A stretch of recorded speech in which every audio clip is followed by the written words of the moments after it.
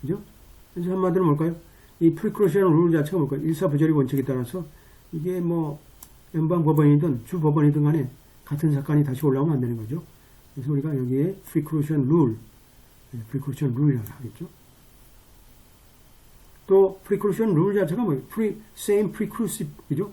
same preclusive effect라고 하죠.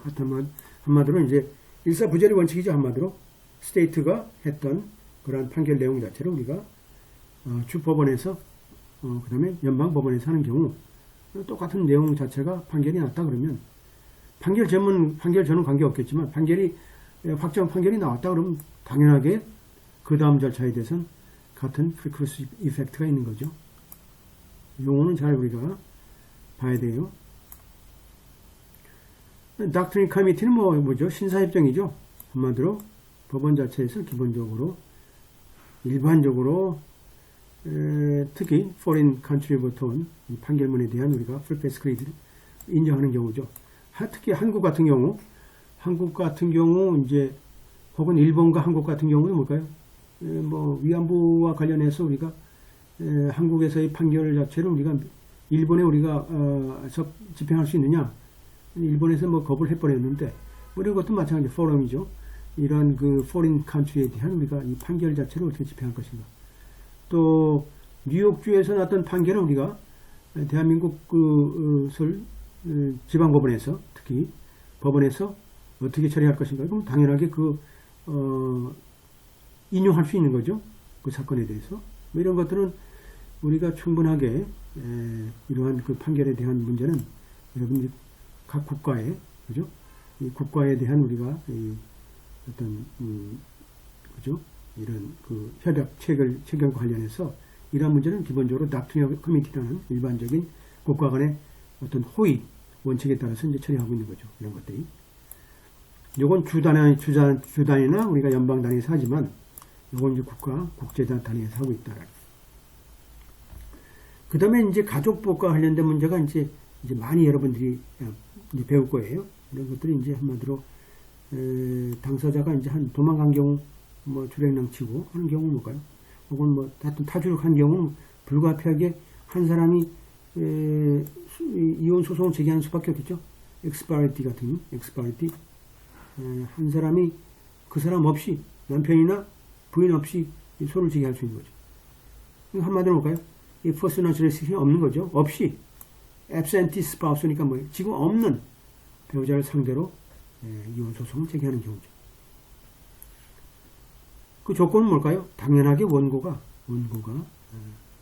해당 주 법원에 그죠? 정주주의를 갖고 있어야겠죠. 주소를 갖고 있어야겠죠. 이것도 이제 유니폼 로에 따라서 우리가 기본적으로 6개월이다 뭐 그죠? 이렇게 어느 정도 기간들이 성숙돼야지만 우리가 만족되지 해야지만 이런 걸 할 수 있는 거죠. 내가 갑자기 캘리포니아에 살다가 뉴욕 가가지고 뉴욕주에서 7일 만에 이혼 소송을 제기하면 뭘까요? 관할이 없는 거죠. 관할이 생기려면 기본주 어느 정도 기간이 성숙돼야 된다. 그 다음에 이제 이혼 같은 경우 뭘까요? 뭐 이건 이혼은 아무 할 수 있는 거죠. 이혼은 뭐 한마디로 이런 경우 뭘까요? 한마디로 다른 주에서 합법적으로 이제 인정된 이런 이혼 자체는 뭐 기본적으로 다른 주에서도 되는 거죠. 이런 원칙이 뭘까요? 한 사람이 벌써 이혼을 소송을 제기해서 확정 판결을 받았다는 얘기는 뭘까요? 한마디로 마음 돌아섰는데 뭐 그거 억지로 끌어다가 다시 뭐 살 수는 없는 거죠. 결국 이제 그 내용을 보게 되면 사실상은 이제 한 주에서 다른 주에서 우리가 허락된 이런 이혼 그죠? 판결에 대해서는 당연하게 타주에서 당연하게 되는 거죠. 돼야 되고 그 다음에 이제 특히 이제 매트리모니얼 액션이 있겠죠. 이 소위 결혼과 관련된 이런 소송과 관련해서 주로 이제 경제적인 문제라든지 아이에 대한 그 양육과 관련된 문제라든지 그죠? 또 그 다음에 부양 문제라든지 뭐 이런 것들은 결국은 피고에 대한 배우자에 대한 우리가 관할을 받아야 되겠죠. 이런 것들이 이제 일반적으로 가족법과 관련된 법원의 판결을 우리가 얘기하고 있죠. 얘기하고 있고. 그 다음에 이제 마지막으로 이제 세레모니얼 커먼 로 매리지 같은 경우 있죠. 뭐 전통적인 방식의 이제 이건 정통적인 이제 방식의 우리가 결혼 방식이고, 커먼 로 매리지는 우리가 약식 방식 간략한 서부, 그죠? 서부 개척 시대에 나왔던 커먼 로 방식의 어떤 결혼 방식이겠죠. 이런 것도 뭘까요? 가장 연관성 있는 곳에 우리가 결혼의 그 타당성 자체는 결국 이런 가장 중요한 연관성이 있는 주의 법률을 따른다. 그리고 어디서 우리가 성립됐느냐, 그죠? 이런 것도 뭐 기본적으로 뭐 다른 주에 우리가 이런 공공정책에 반하지 않는다 그러면 뭐 우리가 이제 각 주라는 건 기본적으로 각 주의 독특한 그런 공공정책들이 있죠. 예를 들어서 지금은 이제 뭐 합법화된 그런 세임섹스 매리지 같은 경우를 하더라도 전통적으로 뭐 펜실베이니아라든지 특수한 주의 같은 경우는 뭘까? 기본적으로 어떤 종교적인 이유로 인해서 기본적으로 남녀간의 어떤 전통적인 방식의 결혼을 선호하는 경우가 있겠죠. 그래서 그런 것들 헌법에 명시되어 있다 그러면 우리가 그죠? 이런 부분들은 우리가 그 주의 어떤 전통에 이제 반하기 때문에 기본적으로 이제 그건 따라야 되는 거죠. 그래서 일반적으로 뭐 다른 주에서 우리가 합법적으로 맺은 어떤 결혼 자체는 당연하게 우리가 당연하게 이제 존중돼야 되겠죠. 그런 것들은 기본적으로 가족법과 관련해서 특히 이런 아주 다이내믹한 이런 내용들이 미국 사회에서는 이제 많이 적용되고 있는 거죠. 뭐 그 정도로 해서 컴플리트 인트러스트, 그죠? 컴플리트 러브 자체는 우리가 끝내고 이제 바로 이제 조금 쉬었다가 우리가 이제 문제풀이로 들어가도록 하겠습니다. 오늘은 뭐 양이 많지 않으니까 여러분들 한 10분 정도 쉬었다가 여러분들 다시 이제 그 시험 문제, 뭐죠? 기출 문제로 들어가서 다시 한번 해설하도록 하겠습니다. 잠시 쉬도록 하겠습니다. 수고하셨어요. 네. 그 앞에 배웠던 우리가 conflict of law에 대한 내용을 잠깐 우리가 다시 추려가지고 다시 말씀드리고 우리가 문제풀이로 들어가도록 하겠습니다. 아까 이제 배웠던 우리가 full face, 그죠? full face credit requirement는 뭐냐? 기본적으로 이 관할 자체가 그죠? rendering state court에서 프라파했다, 그죠? 당연하게 결정도 rendering state 됐어야 되고 뭐 이런 것들이 기본적인 앞에 내용들이죠. 그대로. 그 다음에 저지먼트가 언더 메리트이고 저지먼트가 파이널이다. 아까 배웠던 거예요. 이제 한마디로 우리가 다시 한번 서머리, 그죠?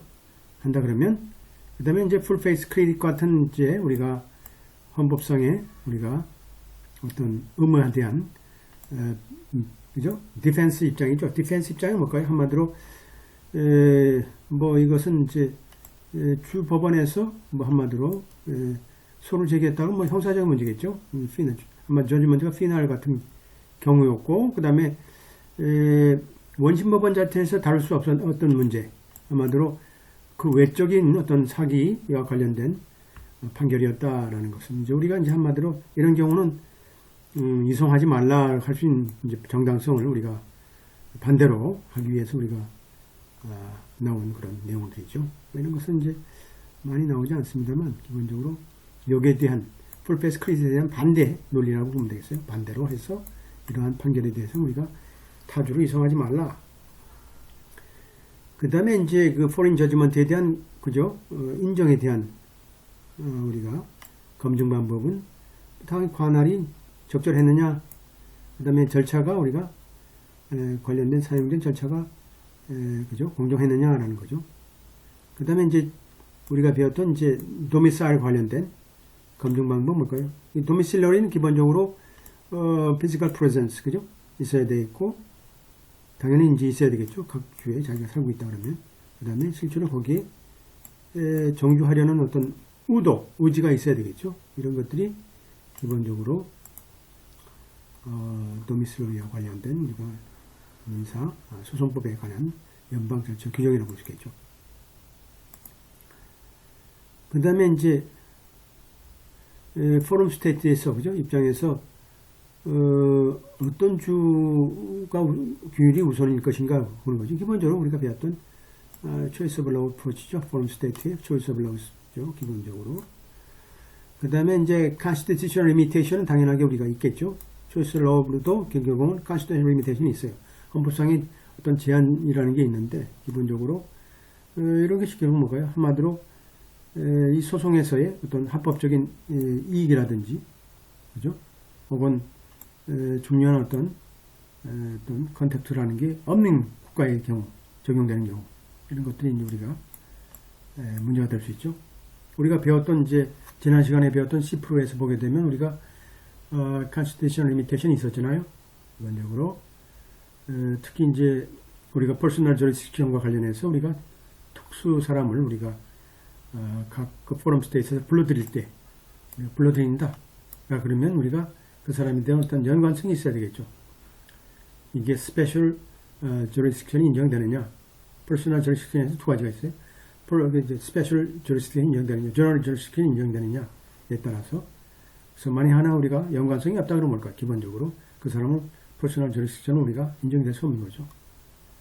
또 이러한 것이 이제 다이버시티에 관련된 연방 법원과 관련해서 우리가 얘기했던 우리가 이런 문제는 이제 실적으로 어리 닥트린 기본적으로 하죠. 스테이트는 서브센트죠. 아마도 실체법을 우리가 중심으로 하고 있고 또 절차는 뭘까요? 이건 연방 우리가 이러한 절차법에 따라서 어떻게 돼요? 절차법을 우선으로 한다니. 절차는 연방, 실체는 뭘까요? 지방, 스테이트죠. 스테이트로.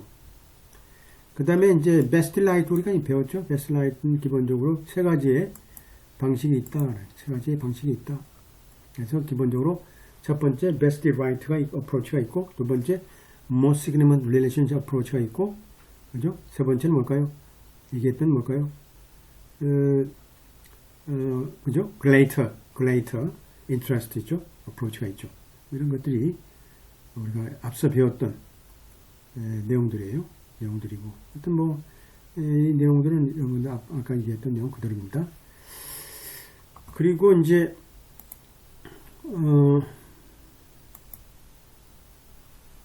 자, 그러면 첫 번째, 이게 이제 두 개의 문제밖에 없으니까 두 개 문제만 풀고 오늘 수업은 종료하도록 하겠습니다. 여러분들 먼저 그러면 지난 시간에 한번 읽어보지 않은 분이 있는데 누구를 할까요? 박유정 선생님께서 나오셨나요? 나오셨네. 박유정 선생님께서 한번 읽어보실래요?